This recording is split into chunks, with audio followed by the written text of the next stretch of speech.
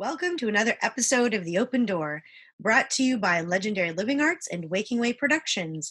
We are your hosts, Kelly. And Kelly. And today I will be interviewing my co-host, Kelly Whalen-Enns, who has been training and teaching in the Chinese internal martial arts for over 30 years.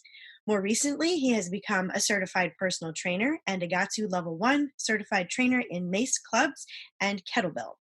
Currently, he's teaching Qigong and Baguazhang classes online with Legendary Living Arts. So I'm really excited to interview you today, Kelly, because I've always found your journey into Qigong fascinating. So I would love you if you started off by telling everyone how you developed your interest in Qigong. Well, my interest in Qigong developed when I was, before I was a teenager, when I was 11 or 12, because my asthma was really, really bad growing up.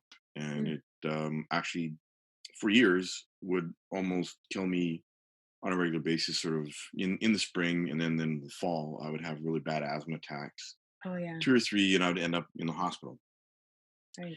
And so I wanted to understand how to make my body stronger, how to combat or deal with that space of fear that I experienced when I had my asthma attacks. And the big thing that I initially discovered was that a lot of the alternative therapies for asthma had to do with self-hypnosis. Hmm.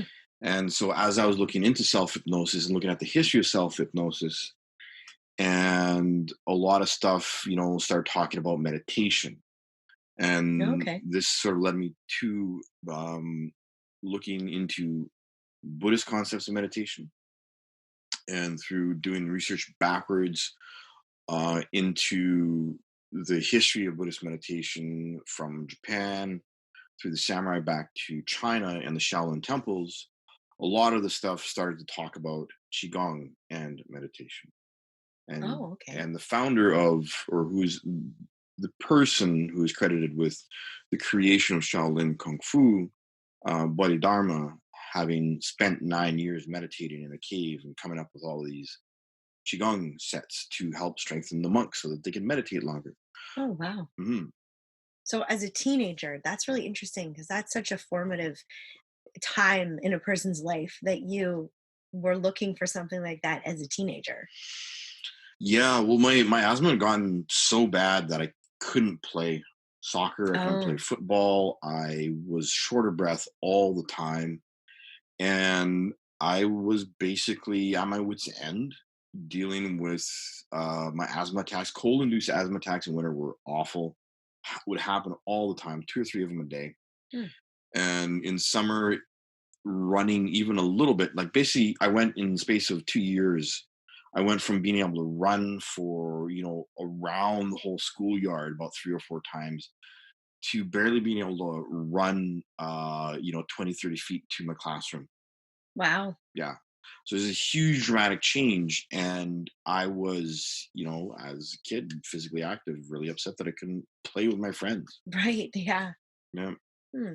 So, did you find someone to take classes with as a teenager? Like, how did you you know, stumble upon, or how did find someone to I teach you? was, it was one of those, quote unquote blind luck things of pure happenstance where I was Right place, right time. right place, right time. I had to go to the University of Winnipeg. I was with my dad after my theater and acting classes on Saturdays that I used to go to, and he had to go to the U of W to meet up with a friend of his, and he had to go into one of the offices. So I waited in the foyer by the security office Hmm. at the University of Winnipeg.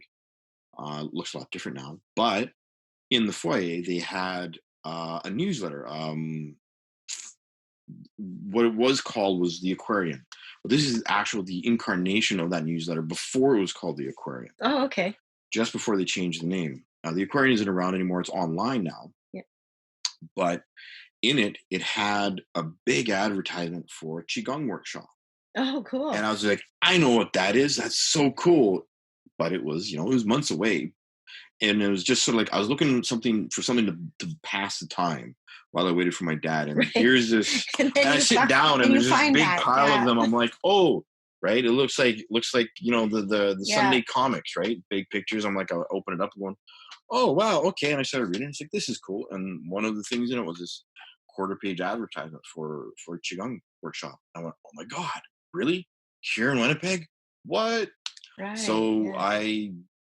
I took that home. I actually think I picked up about 4 or 5 copies just in case I lost one, Just in case. because I wanted to make sure it's like I had it. And then I that night I remember asking my mom and dad about going to this workshop. And the interesting thing is, like, my dad, it the location was in a little Mennonite church in Northeast Kildonan. Hmm. And my dad recognized the name of this little church as a church being started by one of the people that his dad, my grandfather, had mentored or something like that. Like, there's a Right. family Because your connection. grandfather was a Mennonite minister. Is Yes. that how? Yeah, Okay. yeah, he's a Yeah. Mennonite minister. And the other thing is that my dad also recognized the name of the woman that was hosting Wow. the workshop. And he's like, Huh. he and my mom talked about it, and they're basically, well, it's a few months away. It's winter. You can shovel snow and earn the money. And if you earn enough money, yeah. My dad said he'd drive me. So I was like, all right, cool. Right on. Because he was curious about the church. Hmm. He didn't know that there was this little Mennonite church there. And second, there was this name of this person that he recognized. And so I shoveled snow. I I worked my butt off. You did what you had I to did do what I to had to get there. do to get the money. And it was, and when spring came around, it was March, and it was February or March, because there's still a little bit of snow on the ground, still a little bit out in the country. And so my dad drove me to the church, and lo and behold, yep, he knew the You knew person the who, person. someone that he had taught school to when he Oh, was okay. a teacher, in his 20s. So like 20 years earlier, he taught this woman school. Nice. And we get there, she opens up the door, and he immediately starts talking to her in Low German.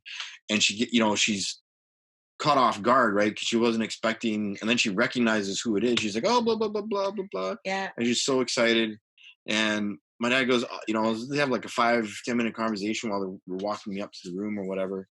And it was on the second floor of the church. Really, really nice little church. Mhm. Sort of classic European, gingerbread cross hatching on it. Oh, neat. Okay.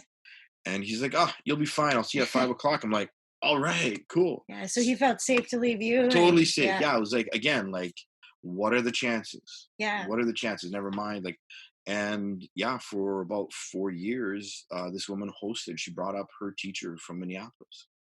And that gentleman was a lineage holder in Yang Sao Tai Chi, 5 element Xingyi, and a couple Qigong disciplines. Oh, wow. And I look back So he at, knew a lot. he knew He a knew a lot. lot. Yeah. He was in his 50s, and he'd been training for almost 40 years. So he was, someone who had started with martial arts, judo, and karate when he was a kid, and meditation, and then he got into Chinese martial arts. And yeah, watching, like, what was really inspiring is how strong this guy was. Like, he could move the other adults around the room.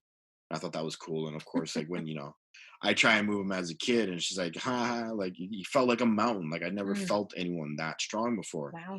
Then watching him do some of the moves, especially like the Xingyi, and he'd literally jump through the air like 20 feet with a Xingyi move.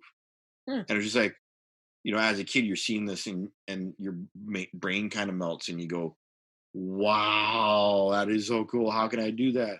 The first workshop was on a Qigong set called 8 Pieces of Brocade, and it just stuck.